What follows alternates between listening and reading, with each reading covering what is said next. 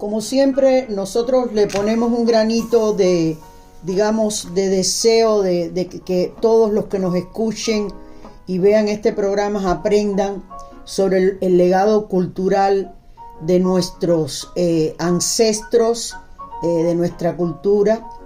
En este caso, hoy hablaremos de José Cipriano de la Luz y Caballero, nacido el 11 de julio de 1800. Se destacó este señor por sus colaboraciones en temas científicos, filosóficos, y es considerado como una de las personas que más ha hecho por la educación pública en Cuba. José Cipriano de la Luz y Caballero fue un filósofo y un educador cubano. Fue hijo de Antonio José María de la Luz, un funcionario y oficial del gobierno colonial español, y Manuela Teresa de Jesús Caballero. La familia poseía un ingenio azucarero llamado San Francisco de Paula y una hacienda llamada Santa Ana de Aguiar. José de la Luz y Caballero se desarrolló en un ambiente de trabajo y con una disciplina bien estricta. Quedó huérfano a los 7 años y su tío José Agustín Caballero, que era profesor del famoso seminario de San Carlos y San Ambrosio en Cuba, se hizo cargo de la educación de su sobrino. A los 12 años de edad, José de la Luz y Caballero estudió latín y filosofía en el convento de San Francisco. Alcanzó el titular de bachiller en filosofía en 1917 en la Real y Pontífica Universidad de San Jerónimo de La Habana, que en aquel entonces era una universidad de gran peso en toda Latinoamérica, es decir, era famosa.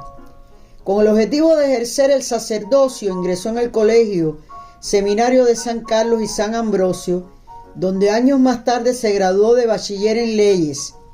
Allí conoció a Félix Varela Morales, que ya hablamos de este señor en el programa anterior, y comenzó a despertar en la Luz y Caballero un espíritu científico renovador del siglo XVIII europeo. Recuerden que en ese entonces se estaba desarrollando en todo el continente europeo una corriente, digamos, de invenciones, de descubrimiento, de la cual Cuba no estaba exenta. Llegó a ser este señor José Cipriano de la Luz y Caballero un eminente filósofo que seguía fielmente las doctrinas de Félix Varela, y llegó también a dominar idiomas como el inglés, el francés, el italiano, el alemán, y hacía de esta forma más vasta y más notable su vasta cultura, es decir, tenía un iluminismo muy fuerte, era políglota, y eso lo destacaba por encima de todos sus condiscípulos. En 1824 se convirtió en el director de la Cátedra de Filosofía del Seminario de San Carlos. Antes, esta responsabilidad estaba en manos de José Antonio Saco y de Félix Varela.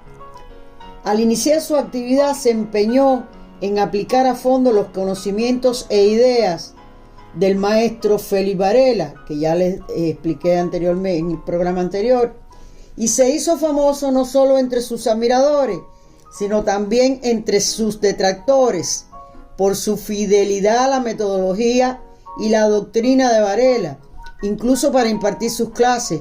Según sus propias palabras, lo citaba casi diariamente.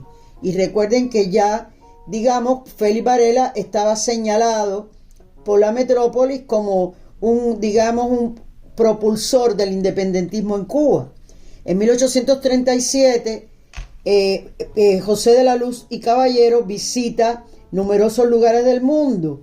Del 37 al 41 le permitió conocer a destacados científicos e intelectuales, tales como el poeta Henry Wadsworth en Estados Unidos, al novelista Walter Scott en Escocia, al científico Frédéric Cuvier en Francia, y en el Imperio Alemán en Dresde al poeta Johann Wolfgang von Goethe, al filósofo Karl Kraus y al científico Alexander von Humboldt.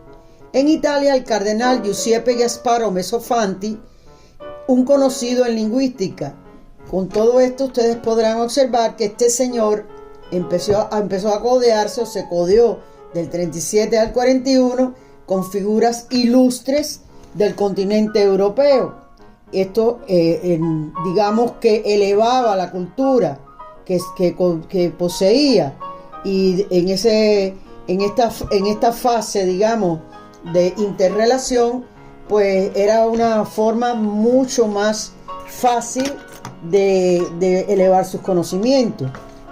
En 1841 se convirtió en socio de la Academia de Buenas Artes de Barcelona. La Real Academia de las Letras de Barcelona es una institución académica fundada en 1729 y heredera de la Academia de los Desconfiados. Nombre simpático, ¿verdad? Entre otras tareas, la elaboración del diccionario de catalán era parte de los deseos de lo que era en ese entonces la corona de España. Siguiendo el modelo de otras reales academias, centró sus tareas en un círculo restringido de actividades y en este caso acerca de la lengua y de la literatura. Esta academia creó una brillantez de membresía, o sea, personalidades muy brillantes, filósofos como Ramón Martí, como Francisco Javier Llorens, escritores como Joaquín Rubió, como María Aguiló, en fin, una serie de personalidades de la cultura catalana que fueron parte de la creación de esta academia. La academia practicaba el bilingüismo y con un claro predominio del español. Convocó a 2 concursos poéticos y en uno de estos concursos convocados participó el señor que nos ocupa en la tarde de hoy, José Cipriano de la Luz y Caballero. Fue en este caso, esta academia se destacó entre las artes y las letras de España y hasta el día de hoy, incluso esa academia existe hasta el día de hoy, que forma parte y está, digamos, que financiada por el Ayuntamiento de Barcelona.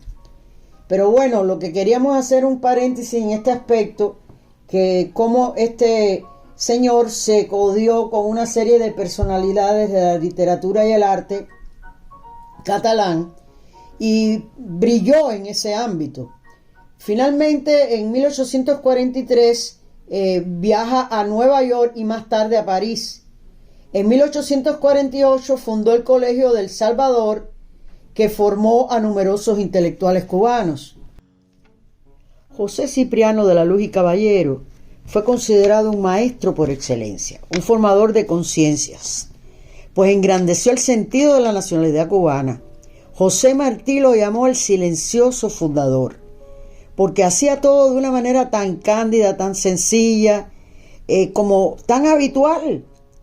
Enrique José Varona dijo también de él que él era el pensador de ideas más profundas y originales con que se honra el nuevo mundo.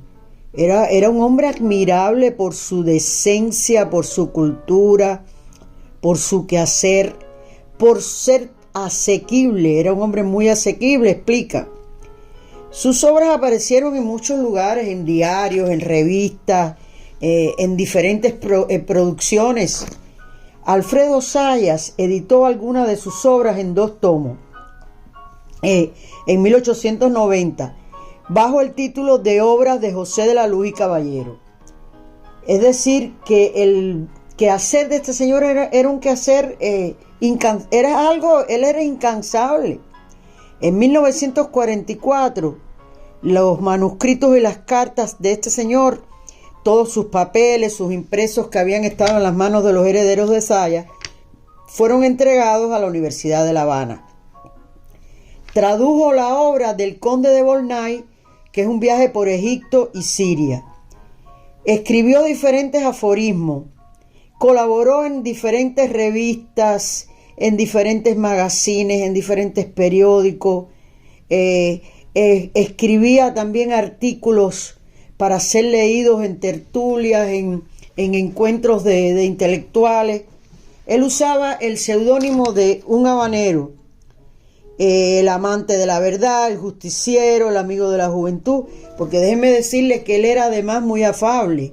Y como en aquel entonces estaba versando en todo el mundo, digamos, los descubrimientos tecnológicos, había digamos, una época de desarrollo científico y tecnológico, y él, por supuesto, se integró al mismo. Finalmente, la noticia de su muerte conmociona a toda La Habana. Se dice que 500 carruajes y más de 6.000 personas acudieron a su sepelio y que el capitán general de la República decretó un homenaje póstumo al destacado director del Colegio San Salvador. Esta frase vino del pueblo con su muerte. ¿Cuántos pobres negros revolverán mañana sus baúles, buscando algunos trapos negros para existir al entierro de don Pepe? Porque debemos insistir sobre este particular también. Él era un hombre que estaba en contra de la esclavitud, él era un hombre que estaba en contra de la segregación racial.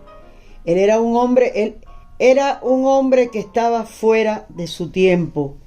Era un precursor, él tenía un espíritu premonitorio tremendo en cuanto a la tecnología, en cuanto al desarrollo de las letras, de las artes, del pensamiento humano, y en cuanto, digamos, a lo que es las relaciones sociales en una sociedad, referidas al mismo, a esto mismo, a la segregación racial y a la esclavitud que estaban en aquel entonces, digamos que en boga. Por eso hemos querido rendirle homenaje a este señor, que en definitiva debemos ya decir que muere el día 22 de junio de 1862 en La Habana, en su Habana.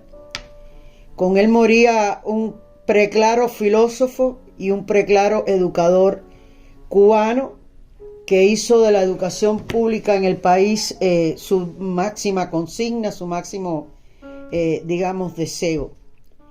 Sea así con este pequeño programa un homenaje a este señor.